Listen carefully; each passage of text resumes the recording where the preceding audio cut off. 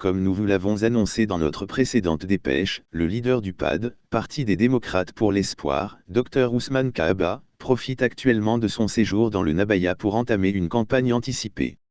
Lors de sa récente intervention dans l'un des cafés les plus fréquentés de la ville, il n'a pas manqué de critiquer les anciens dignitaires du RPG Arc-en-Ciel, l'ancien parti au pouvoir, ainsi que d'autres dirigeants de l'opposition guinéenne. Il y a une seule raison derrière tous les troubles que vous entendez du côté de Conakry. Est-ce que celui qui traque les voleurs peut être aimé par les voleurs? Aujourd'hui, le régime en place ne fait que traquer des voleurs. Pendant 11 ans, ils n'ont fait que piller le pays sans être capables de construire ne serait-ce que 100 km de route, de résoudre les problèmes d'électricité et d'eau dans les grandes villes comme Cancan. Ils se sont contentés de construire des gouvernorats, des préfectures et des résidences pour les préfets et les gouverneurs, oubliant que le rôle fondamental de l'État est de fournir de l'électricité, de l'eau et des routes aux citoyens.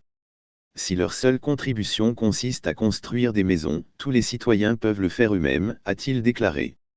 Lorsqu'on lui a posé la question sur ce qui se passerait en cas de retour possible du RPG au pouvoir, il a répondu non seulement en Guinée, mais dans n'importe quel pays, un parti chassé du pouvoir par un coup d'État ne peut pas immédiatement reprendre la présidence. Vous avez tout vu l'exemple ici même au Burkina Faso. Face à la réplique d'un des participants au débat, qui l'interrogeait sur la possibilité d'un accord entre l'ancien parti au pouvoir et le président de la transition, le colonel Mamadi Doumbouya, étant donné que ce dernier est malinqué, Dr Kahaba a répondu certes, notre frère Mamadi Doumbouya est malinqué, mais il n'est pas suicidaire. Il a ensuite expliqué la fin du RPG Arc-en-Ciel et la peur ressentie par certains dirigeants politiques de l'opposition en déclarant aujourd'hui, ils se sont divisés en 3 groupes de voleurs. Le premier groupe se trouve à la maison centrale de Koronti à Conakry. Le deuxième groupe a fui. Le troisième groupe est ici en Guinée, mais dès que tu prononces leur nom, ils te supplient de baisser la voix pour ne pas être entendus. Ils sont tous très calmes. Comment peuvent-ils prétendre accéder au pouvoir dans ces conditions? A-t-il affirmé.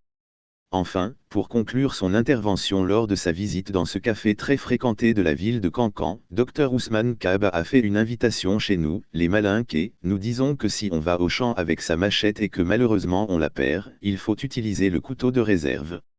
Maintenant que le RPG n'est plus d'actualité, vous avez la possibilité de rejoindre le PAD, un parti politique progressiste et ouvert à tous. Et moi, Ousmane Kahaba, je peux vous garantir des routes, de l'électricité et de l'eau, car la Guinée compte seulement 13 millions d'habitants, ce qui est moins de la moitié de la population d'une ville comme New York, où j'ai longtemps travaillé au FMI avec Alassane Ouattara de la Côte d'Ivoire, a-t-il déclaré sous les applaudissements du public.